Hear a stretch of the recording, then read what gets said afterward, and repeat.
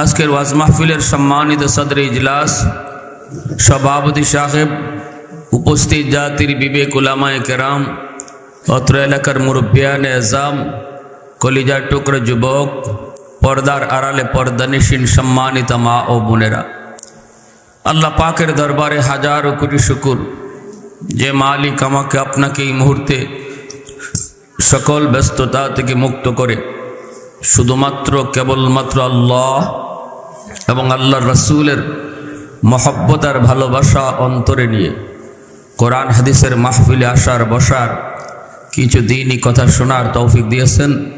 এজন্য সবাই শুকরিয়াতান বলি আলহামদুলিল্লাহ। মুআজ্জাজ হাজিরিন,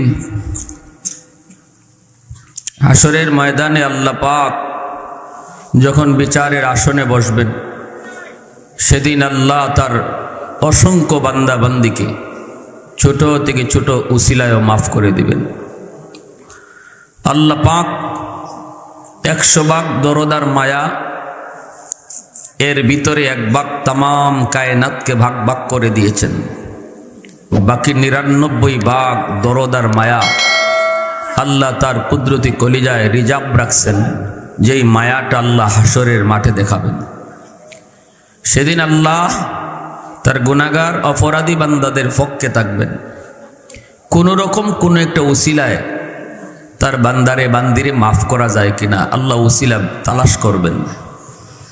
আমরা দেখি দুনিয়ার আদালতেও জজ সাহেব আসামির পক্ষে থাকে, আসামিরে কিভাবে শাস্তি কম দেওয়া যায়, কেমনে খালাস দেওয়া যায়।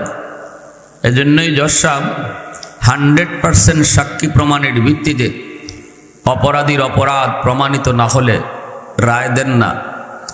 এমনকি তার বাসা থেকে কোর্টে যাওয়ার পথে জজ সাহেব নিজে যদি কোনো খুন দেখে, নিজের চোখে জজ সাহেবে দেখছে কে কারে খুন করছে, তাও কোনো পৃথিবীর জজ, কোনো জজ কোর্টে বসে এই কথা বলে না, কে সাক্ষী আবার, আমি তো নিজেই দেখলাম। বলে যে প্রমাণ করো সে যে খুন করছে, এটা কি করো, প্রমাণ করো, সাক্ষী প্রমাণ আনো। দুনিয়ার একজন ক্ষুদ্র বিচারক সে যদি আসামির পক্ষ লয়, হাশরের মাঠে সকল বিচারের বিচারক যিনি আমার আপনার মালিক বিচারের আসনে বসবেন, সেদিনও আল্লাহ তার গুনাহগার বান্দাবান্দির পক্ষে থাকবেন। সুবহানাল্লাহ।